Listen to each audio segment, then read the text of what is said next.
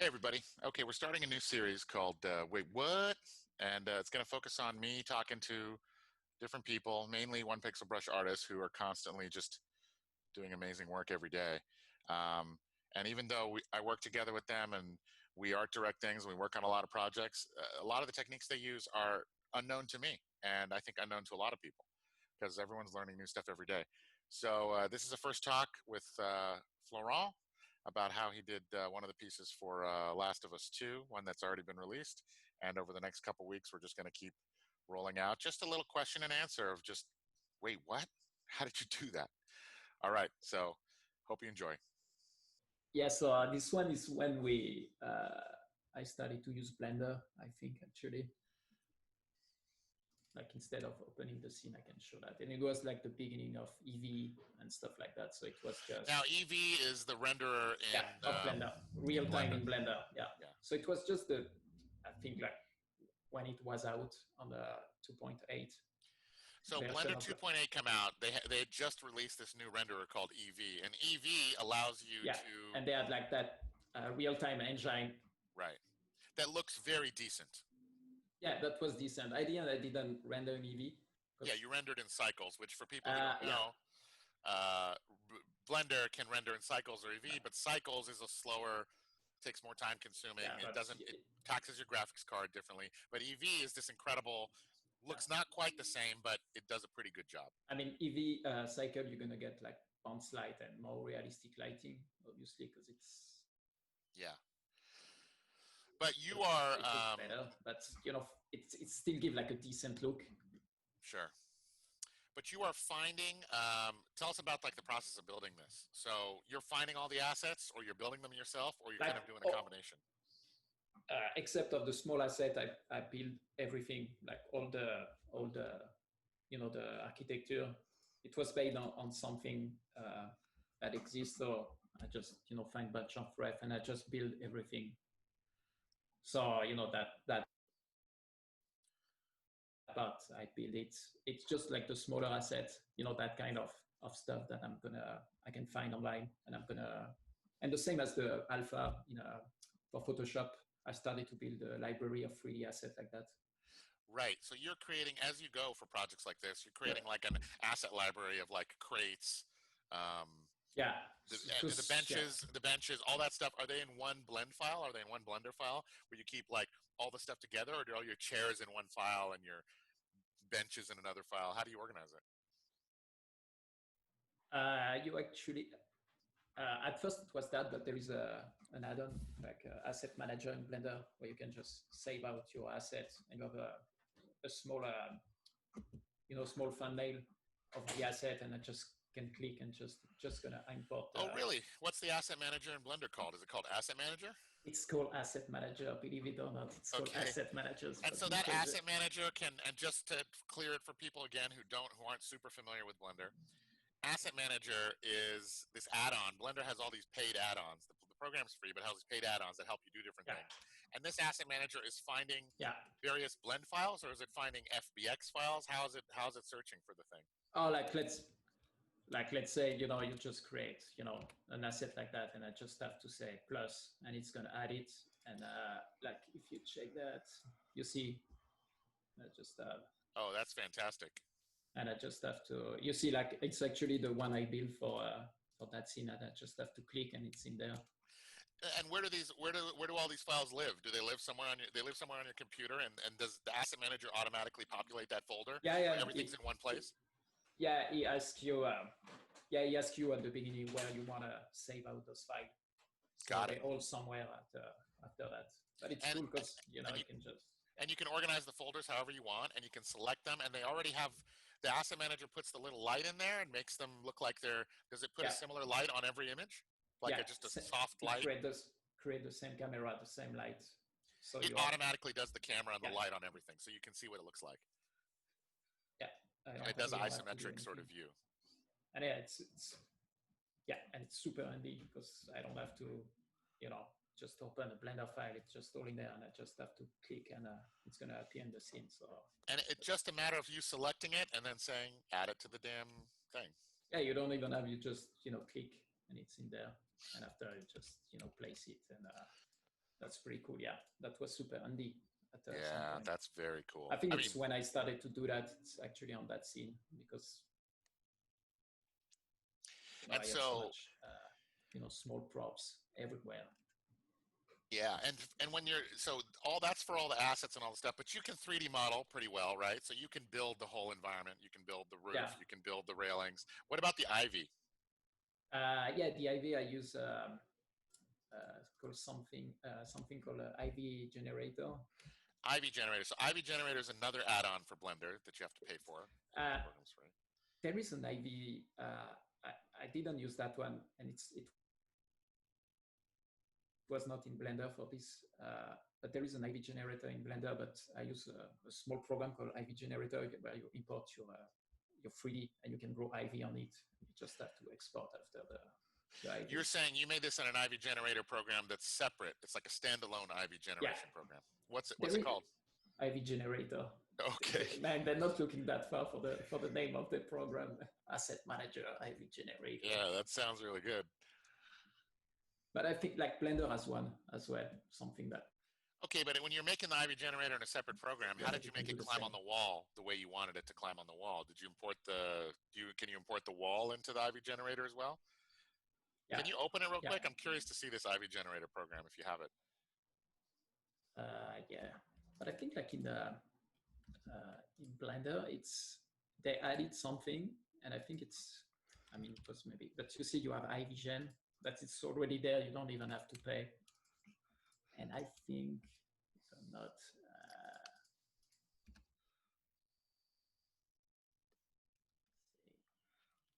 ivy gen, and I think it's working the same actually. Right. So since then, there's like an ivy generator built into Blender. I think it was already there. I just didn't know because there is stuff in Blender that I just. Yeah, and just to refresh people, all those little tabs that are all above each other, right there, those are all add-ons that are not part of the normal program that you added on, except for tool and item and view. But everything below that, asset sketcher, create. But I think it's the exact same setting they have as the ivy generator. Yeah, and it's squares now. Can you show a rendered version? I'm just curious to see how the leaves actually look. They're gonna look. I'm not sure. This one is not putting anything. The cool thing about the ivy generator is gonna. I see. Right now, it's just doing cards. Yeah. But you can put like an alpha of any leaves, and it's just gonna work. Right. So you could put a cutout of a leaf, make a leaf however you want, and then it'll transparent and Right. So yeah, hopefully it's gonna work. So just like that, you can just export your mesh, import it over there, and it's been ages since you just put a point like that where it's gonna start. You can press grow, and you can see the. Oh, you son of a bitch! And you have the setting, like the settings sometimes are just a bit up to understand what it's gonna do, but it just. You're saying the program is sending out the tendrils of the ivy procedurally, kind of figuring it out on its own from a root source and spreading it out, just the tendrils. And then you turn on the leaves and the leaves turn on? Yeah, you see, like. That's crazy. That's pretty cool. Yeah, that is pretty cool. By the way, that's way better than the stupid one in Blender. Yeah. It's that's kind of. And the 3D that you imported is all broken, wacky looking, but it just doesn't matter. Yeah, it's just I think it's just the normal that it kind of. But no, that doesn't do anything. It's okay. Right, and so then you copy, and that's what you did, and then you just copy pasted those back into your file. Yeah, you just have to export, bring back in Blender, you import, and it's supposed to be at the same place. So let's say if I export that. Can you see my window of export? Or? I saw it for a second, yeah. And you just have to import, and it's there. Yeah, just. And the material is already sexy, has like the leaf materials already have spec on them. Do they have subsurface scattering, meaning like do they have? No, it's really just basic because they give you a texture of, just a leaf with an alpha So Okay. it's just going to create that basic stuff. But So if it has just a just, leaf with an if alpha, you but want. let's say you wanted to have the leaf look a little bit better, could you just bump up the subsurface a little bit and get it to have that like nice green underneath if you were looking at it, if you were backlighting it? Yeah, I can. Let me try.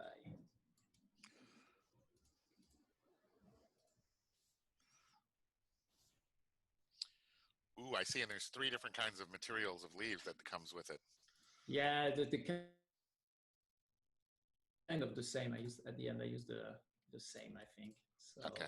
if I do that, I think it's not losing the alpha right now.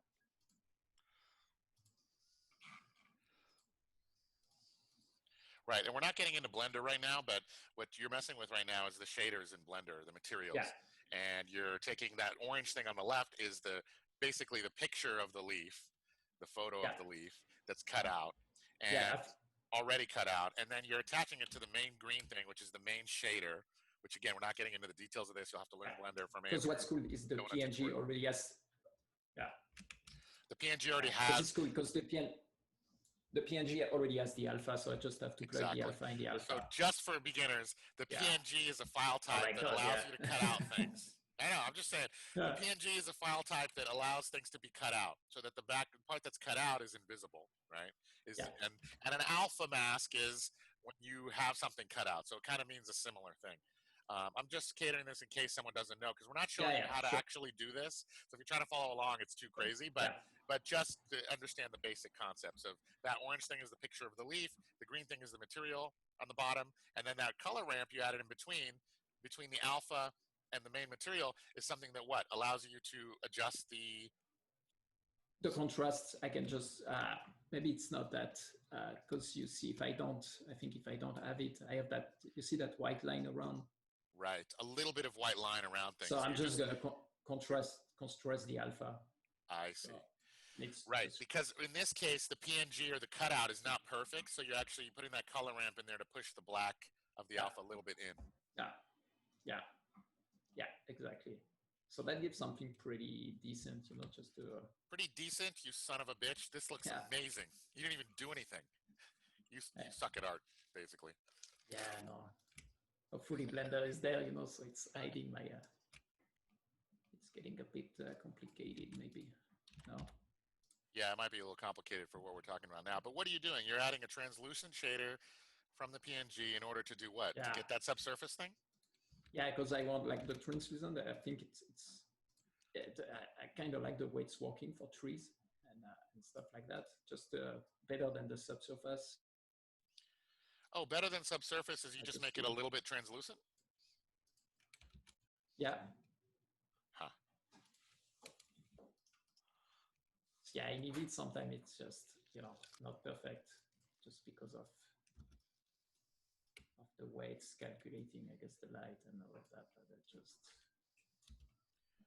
But yeah, that can work better, like maybe not on this particular example, but you can get that nice, light bright green through. That's coming through the image. Yeah. Well, we kind of have it, but I think it's so small. This might be so small, and in your concept, though, you didn't necessarily mess with that. You just let the leaves be the leaves. Yeah. Right. What we're talking about now is going deep. You're deep diving into the materials to try to make it so that the leaf mimics something that happens in real life, which is when sun comes through the top of a leaf, the backside of it looks a little more green and translucent. So you kind of have it like that. You can see like it's where the roots are, and all around you have those that you can control. Yeah. Cool. All right. Well, we're not getting into the weeds on it, but let's look back at the Photoshop file and see what your raw render ended up looking like. Yeah. So from that, I just tried some comp out of the scene, just different composition. All right, let's have a look at those. So top left, top right, bottom left. Now, these comps, again, did we send these or did you just do these for yourself? Oh, wait. No, we didn't send them. Yeah. And why are you doing a bunch of ones for yourself? Were you just for yourself trying to find out? Show the place. Yeah, trying to find out what comp I have. Do I want, just to have that kind of 3/4, like be super like symmetrical? At some point, I was like, that'd be cool to be on the balcony, so you kind of see the whole space. So I just try to figure out, what I want to do and how I want to show the place, because I want to, to catch that ceiling, which is cool, like where the light is coming. Yeah, yeah. You want to see some of the ceiling from. So I try to find a way to. By the way, show the room the best way. Yeah. Quick aside. When you lit this, you put a sunlight in there, but do you have a lot of other lights in there casting bounce and doing different things in the environment? No. This is just a sunlight. One sunlight. Just sunlight. Yeah. And so, which one of these did you like the best? I think it's a mix. I think like this one, I wanted to be like ground level. I mean, I would have been, but just to be with the character at least, because my idea for this one was maybe she's in the in the foreground as well, like she's on the balcony but in the foreground. Right. So you're thinking about where Ellie's going to go. Again, we're always trying to put a character in the shot, regardless of the fact that we're doing environment concepts, and you're trying to figure out what the story is of her coming into this space. Yeah. Because at first I put some guys, like maybe it was not Eddie, but some guys were just chilling over there. It was my kind of story beats. It was that space that they. Oh, cool. So there was some bad guys hanging out that you might have to go fight. Yeah. Right. Again, Naughty Dog did not tell us any of this. You're just coming up with fun stuff that you think would be fun. Could be cool, because I made that space in 3D with the seats. So maybe they're just cheating. So that's why. But how dare you try to make it cool without permission? Yeah, I know. Yeah. You know? Yeah. Who the hell are you to just make it cool because you feel like it? Maybe like I don't know. Maybe like someone told me like just make like some story beats in the image. Or, I don't know. I think it was excellent art direction, probably. Yeah, I think so. I don't remember his name. It was Shabby something. Shabby something, yeah. Even though I don't remember telling you anything. All I remember is emailing your images to people. Okay, so how did you figure out? So what did you end up with? So that comp. So it kind of changed. I just because this one was like way too low. It's like you're really on the floor. But I kind of like to almost be symmetrical, to have that kind of, because I think the space is already symmetrical, but that works. Yeah. Hey, by the way, it takes a second when you click on the button for the thing to show up, like maybe 2 seconds. When you click on the layer, it takes like 2 seconds or 3 seconds for it to show up. All right, so you agreed on this. Now, this is an interesting choice because this isn't quite symmetrical, but it isn't like an angled shot. And my instinct would be, stay in one lane, like either make it perfectly symmetrical or make it kind of angled. How did you decide? And I think the end looks great. Your choice was good. But like, how did you decide on this like kind of off-center thing and why? Like, because I wanted to show that, and if I was symmetrical, I was losing that. So you were like, I made this awesome idea, even though technically I didn't do shit. Also thinking of.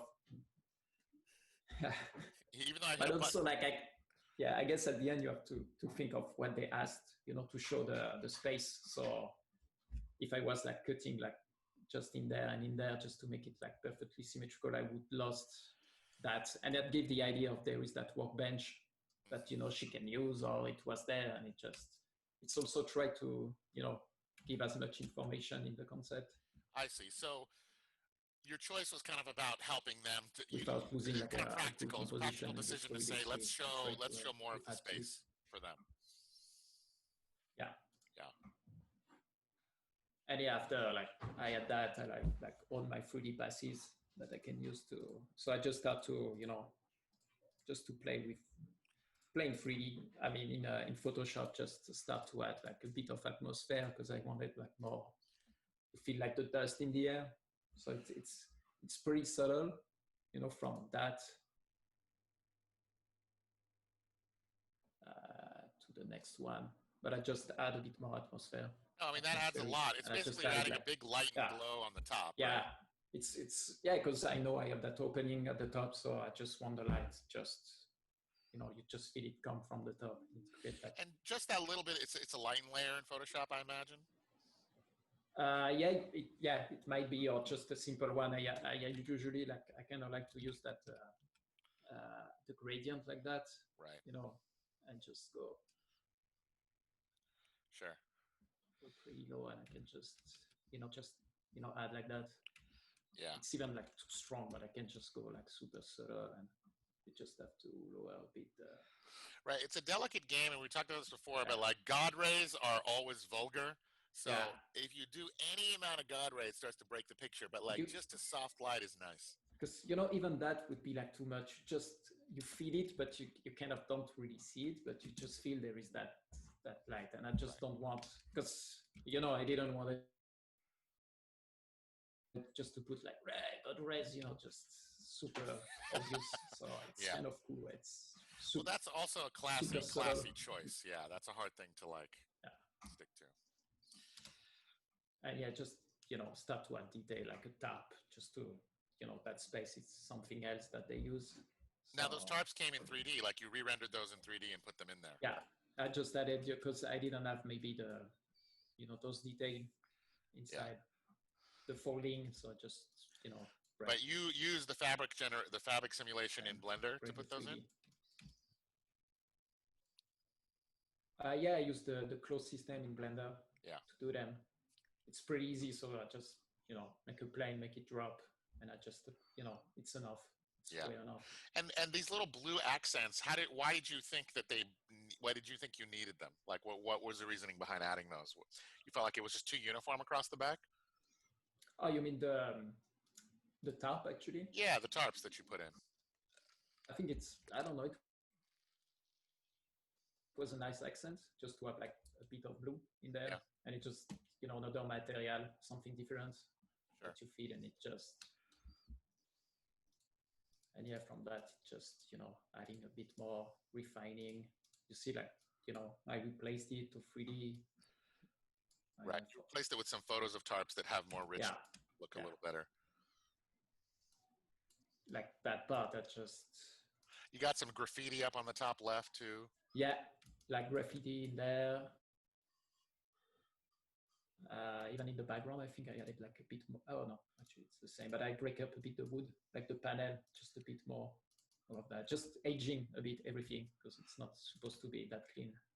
You mean like distressing the edges of things just a tiny bit?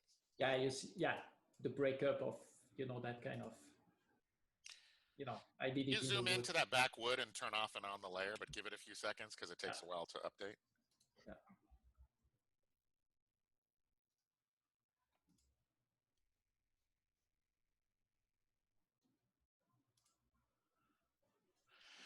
Yeah, a little accent, a little piece here and there really gives it a lot more, like way more variety. Yeah, but it was like a tiny thing, but I had like bullet holes, like, you know, maybe something happened in there. I just thought it was good. It's a small detail you don't even see when you look like that, but just for me, like, okay, you know, just something happened and they all, you know, died in somewhere.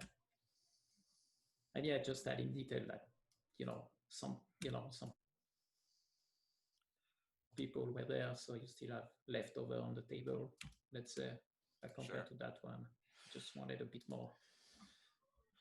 Yeah, but then the only thing left wrong with it, in my mind, or that needs help, is that the carpet is so busy that it's taken away from it. So I think on the next step, you solve that. Yeah, because, you know, it's Last of Us, so greenery is, you know, it's justified, right? Yeah. You just put greenery everywhere, so I just calm down, you know, everything. And it's just, you know, adding that rest, kind of the same. I feel so rested. Just as the snow. You just have, and now you have that. Oh, okay, that's calm down, because so too noisy, too much detail, and that one is just bringing everything.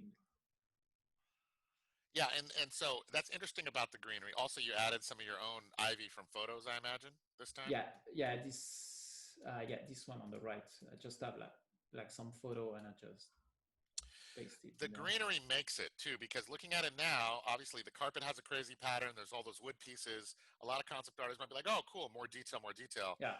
You added this grass, and just like snow and sand and clouds and anything that's like organic, it's the same. It gives you an opportunity to like put some rest for the eye, the picture, and create a nice plane and get rid of detail, which is really nice. And I mean, like greenery catching, you know, light is just better than a noisy carpet catching light. So it's just really cool, and you can just, you know, just have the small detail on top, like it grows everywhere and it catch. Yeah. And no one even complained that you got grass growing on top of wood, because who cares? Here's the thing. You have like this, the grass and yeah, snow. who care, yeah. The grass and snow and all that, it creates such a nice, like, top plane. So it creates, like, it makes you understand the perspective of things, because now you have all these top planes of things that are different from the side plane. So it just clears up. It very clears up what's happening in the space. So when you look into this image, you really see now that's the stage, that's the chair, that's the table. Like, all the layers clear up because of this grass. And yes, some I think there were the birds were already there because some birds. Jungle birds like just flying. Yeah. Who doesn't like birds? And you guys throw some birds in there. I just see I know those. I think I did it before, but those small details I just grabbed from a photo. Right. And the Ellie, obviously, it's not a big thing, but it's also super important. You have an Ellie in there that looks exactly like Ellie, and it makes such a big difference in selling the idea. It's just like, it's exact, because it's her age, it's her body proportion. All of a sudden, like, if it was just, if it's just like that, even the final without anybody, it's just cool, like, just arrive in the space.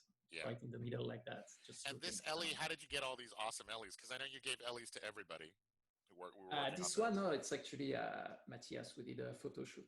I think. Oh, really? With one of his friends? Of his sister, I think. Yeah, so. That's right. He had a ton of them. So, and just it's. I mean. That's great. So yeah, we had a folder repository full of photos of various Ellies, and then we just reused them.